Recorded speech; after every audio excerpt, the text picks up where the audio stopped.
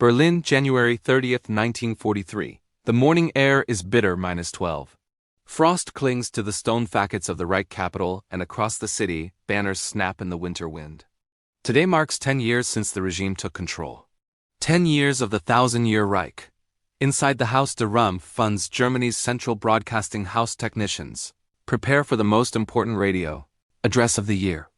Reichsmarschall Hermann Göring, commander and chief of the Luftwaffe, the most decorated officer in the regime, is scheduled to speak at precisely 11 a.m. His voice will carry across every radio in the Greater German Reich. Millions will listen. The hall falls silent. Göring approaches the podium. The red light blinks on. And then air raid sirens. Not a drill, not a mistake. The unthinkable is happening. Enemy aircraft over Berlin in broad daylight. Sirens and impacts echo across the city. The broadcast cuts to static. Göring never speaks. The master of the Luftwaffe, the man who once boasted that no enemy bomb would ever fall on the capital, stands frozen as unarmed wooden aircraft roar overhead at 400 meters an hour. But to understand how a plane made of birch and balsa could silence the most powerful air force on Earth, we must go back 3 years to a desperate gamble that almost never left the drawing board. September 1940, Britain stands alone. The Battle of Britain rages overhead.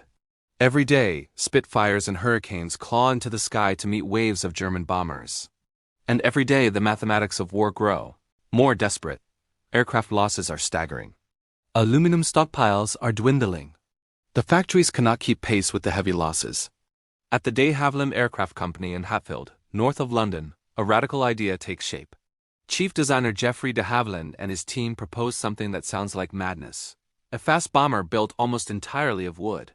The Air Ministry is skeptical. Wood belongs to the last war, to biplanes and canvas, to an era before metal monoplanes ruled the sky. Building a modern combat aircraft from timber seems like a step backward, a retreat into nostalgia when the nation needs innovation. But de Havilland understood something the bureaucrats did not. Britain was running out of aluminum. The metal was needed for Spitfires and Lancasters, for engines and armaments. There simply was not enough to go around. Yet Britain had access to something else entirely. Something the Germans could not easily bomb or blockade. Wood, not just any wood. The design called for a specific combination of materials. Ecuadorian balsa for the lightweight core, birch plywood for the outer skin, and, critically, Canadian yellow birch for the fuselage structure. Strong, flexible, abundant, harvested from the vast forests of Quebec and Ontario and shipped across the Atlantic in quantities the Luftwaffe could never fully interdict. The concept was elegant in its simplicity. A wooden airframe could be manufactured by furniture makers and piano builders, craftsmen, whose skills were not needed in metal aircraft factories. It would free up aluminum for fighters. It would disperse production across small workshops that were difficult to target. And because wood was lighter than metal for equivalent strength, the aircraft could be faster. But the Air Ministry remained unconvinced. They wanted guns, turrets, defensive armament. Every bomber in? You cannot see coming and cannot catch once it arrives? By late 1942, Mosquito squadrons were ranging across occupied Europe with near impunity. They struck precision targets in broad daylight. They photographed fortifications and troop movements. They harassed German industry and disrupted railway networks, and the losses were remarkably light. The Wooden Wonder was proving its skeptics catastrophically wrong. But Air Vice Marshal Donald Bennett wanted more. Bennett commanded the Pathfinder Force of Bomber Command. His squadrons flew ahead of the main bomber streams to mark targets with flares. He understood the psychological dimension of strategic bombing. It was not enough to destroy factories and shipyards. You had to break the enemy's will. You had to humiliate them. And in January 1943, an opportunity presented itself. January 30th marked the 10th anniversary of the Nazi seizure of power. Adolf Hitler's rise to chancellor, the beginning of the Thousand-Year Reich. The Nazi propaganda machine was planning a day of celebration. Radio addresses by senior leadership. Speeches proclaiming German invincibility. Hermann Göring himself would address the nation at 11 in the morning. Joseph Goebbels would follow in the afternoon. The entire Reich would be listening. Bennett proposed an audacious strike. Send mosquitoes to Berlin itself, not at night under cover of darkness. In broad daylight, time the attack to coincide precisely with the radio broadcasts. Force the Nazis to interrupt their own celebrations. Demonstrate to the German people that the Luftwaffe could not protect even the capital city, even on the most important day of the Nazi calendar. The plan was approved at the highest levels. 3 Mosquitoes from 105 Squadron would attack at 11 o'clock in the morning during Göring's speech. 3 more from 139 Squadron would strike in the afternoon during Goebbels. The targets were the broadcasting facilities themselves, the Haus des Funks in the west of the city, the transmitter station in the east. To reach Berlin, the crews would have to fly nearly 600 meters across the most heavily defended airspace in Europe. The route would take them over the North Sea and across the German coast, past radar stations and fighter bases, and flak concentrations. The solution was to fly lower than the enemy thought possible, wave-top height across the North Sea, 50 feet above the gray winter swells, below the effective detection range of coastal radar, then hedge-hopping across the frozen German countryside, following railway lines and rivers, using the terrain itself as cover. The Mosquitoes would appear over Berlin before the defenders knew they were coming. 6 aircraft, 6 crews, 12 men flying unarmed into the heart of Nazi Germany in broad daylight on the anniversary of Hitler's rise to power. The morning of January 30th, 1943, dawned cold and clear. At Royal Air Force Mar in Norfolk, the ground crews had been working since before dawn. The Mosquitoes sat on the frozen dispersals, with engines ticking as they warmed. The smell of high-octane fuel hung in the still air. Pilots and navigators gathered for final briefings. Maps were studied. Synchronized watches were checked. At 9:30 hours, the first section began their takeoff roll. The Merlin roared. The wooden airframes lifted into the gray English sky and turned east toward the North Sea, toward Berlin, toward Göring, toward a moment that would echo through history. The North Sea stretched beneath them like hammered steel. Squadron leader Reynolds held the control column steady as his Mosquito screamed eastward at nearly 300 miles per hour, 50 feet below the wooden belly of the aircraft. The gray winter swells rolled and churned. The Royal Air Force carried machine guns and crew to operate them. The idea of an unarmed bomber seemed reckless. De Havilland argued back.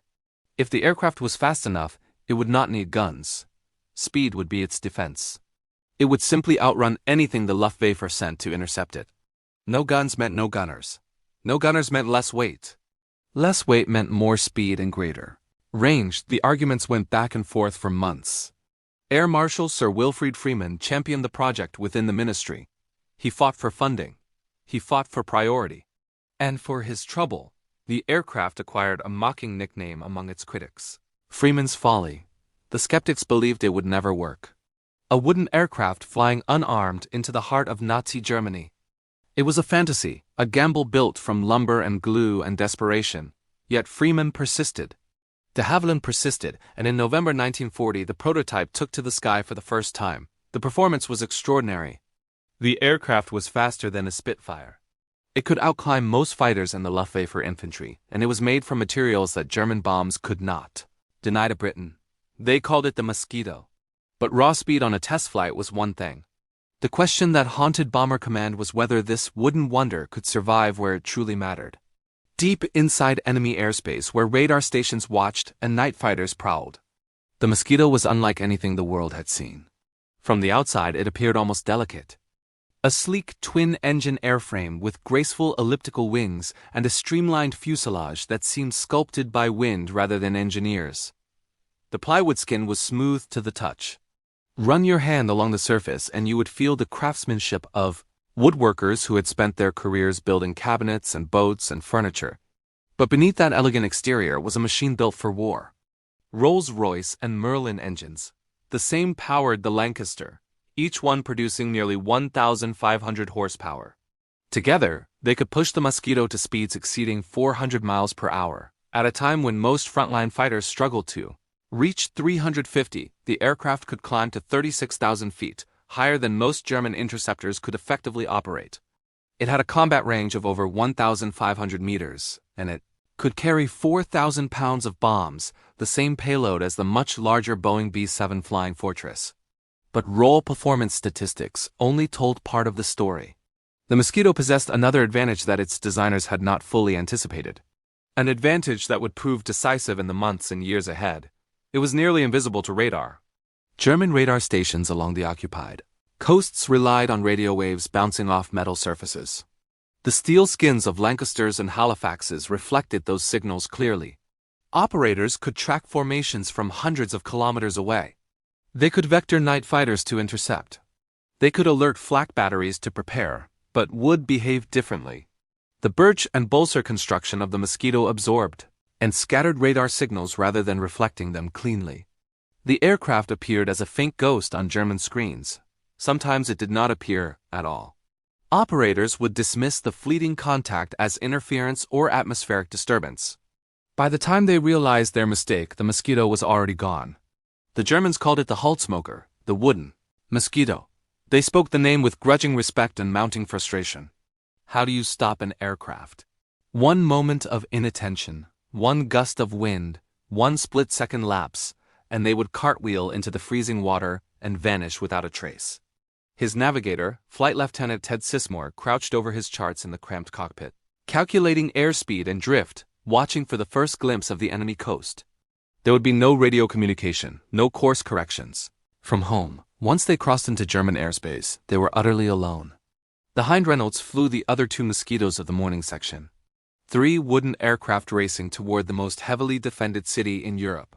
Unarmed, unescorted, relying on nothing but speed and audacity. The Dutch coast appeared ahead, a thin dark line on the horizon.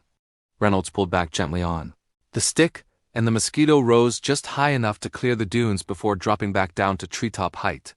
Frozen fields blurred beneath them. Farmhouses flashed past in an instant. Startled civilians looked up at the thundering shapes overhead, and then they were gone into Germany. The landscape changed. Industrial towns, rail yards, factory chimneys belching smoke. The Mosquitoes wove between obstacles at 300 miles per hour, following canals and railway lines. Using church steeples and water towers as navigation points, the Merlin engines howled at full power. The airframes vibrated with the strain. Anti-aircraft positions opened fire sporadically. Black puffs of flak burst around them, but the gunners had no time to aim properly. By the time they registered the approaching aircraft and swung their weapons around, the Mosquitoes were already past and gone, moving too fast, flying too low. The minutes ticked by. Sismore called out checkpoints. Reynolds acknowledged. The cockpit stank of engine oil and sweat and fear. Every second stretched into eternity. Every second brought them closer to Berlin. And then the city appeared. The spires and rooftops of the Reich capital spread across the horizon. Smoke rose from chimneys. Traffic moved through the streets below. The citizens of Berlin went about their morning routines utterly unaware of what was coming. It was 11 a.m. exactly on schedule. At that precise moment, inside the House dunes, Hermann Göring was preparing to address the nation.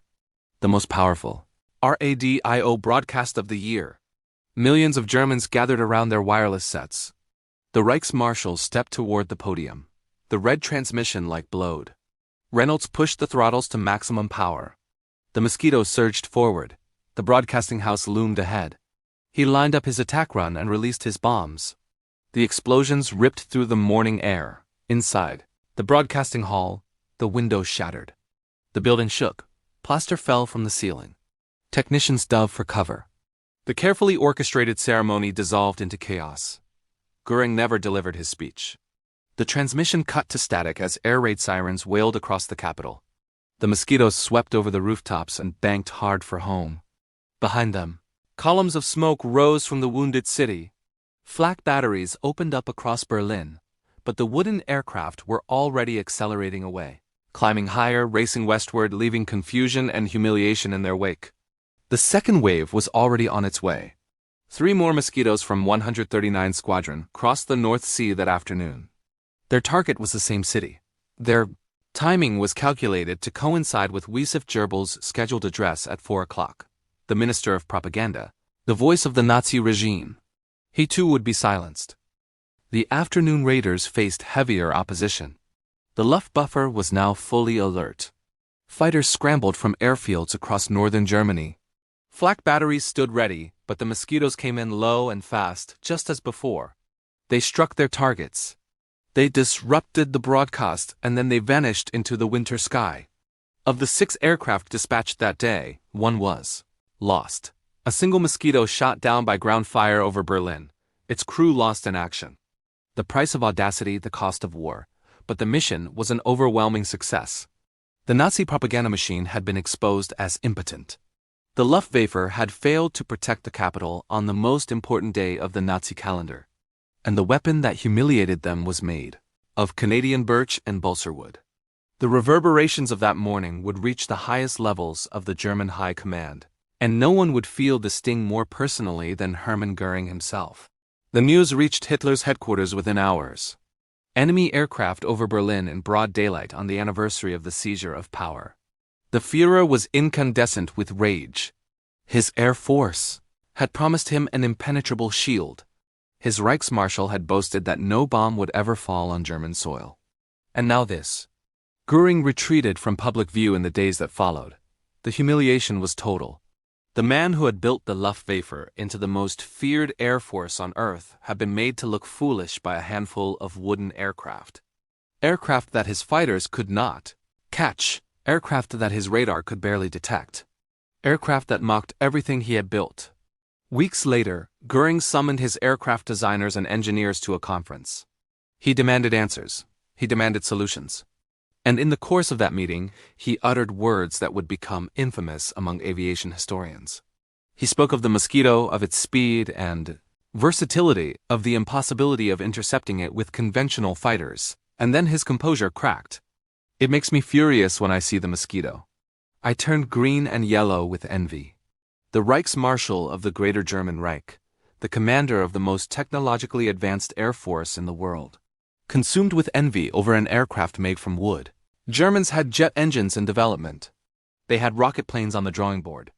They possessed engineering capabilities that seemed like science fiction, and yet they could not match the performance of an aircraft built by furniture craftsmen using techniques from the previous century.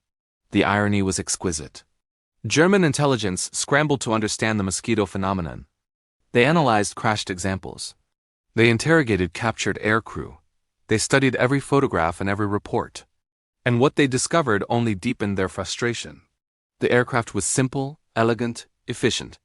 It used materials that were abundant and workers who were readily available. It could be manufactured in small workshops dispersed across the countryside. And it outperformed aircraft that cost 3 times as much to build.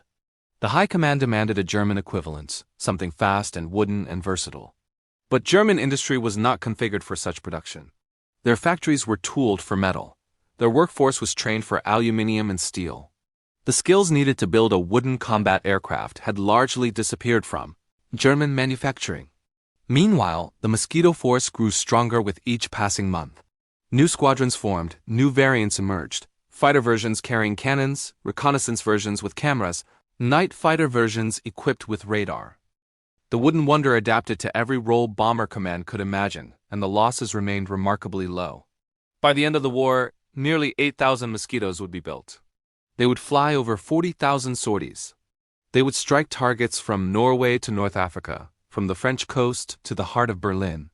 And throughout it all, they remained the aircraft the Luftwaffe could never truly answer. But the story of the Mosquito was not merely a British triumph.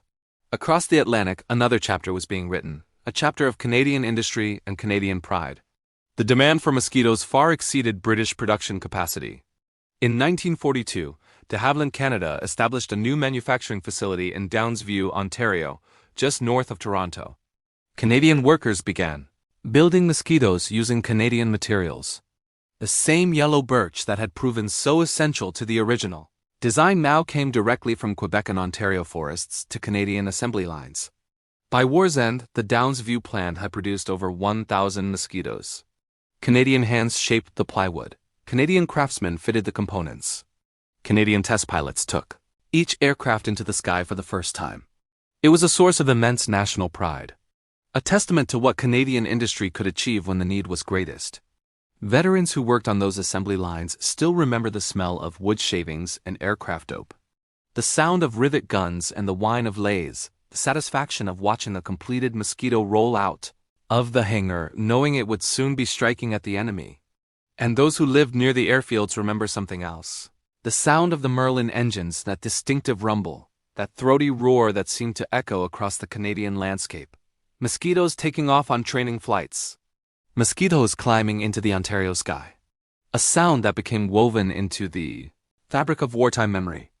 A sound that still stirs something deep in the hearts of those who heard it.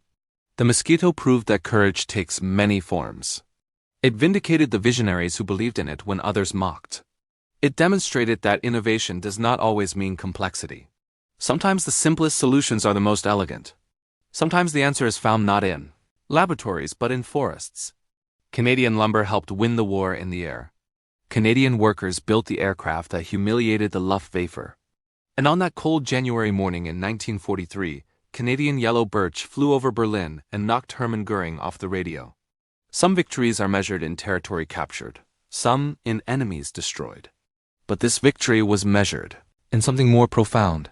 In the silence of a tyrant, in the chaos of a propaganda broadcast, in the certain knowledge that even the mightiest war machine could be humbled by determination and ingenuity and would. If you found this story as compelling as we did, please take a moment to like this video. It helps us share more forgotten stories from the Second World War. Subscribe to stay connected with these untold histories. Each one matters. Each one deserves to be remembered. And we'd love to hear from you. Leave a comment below telling us where you're watching from.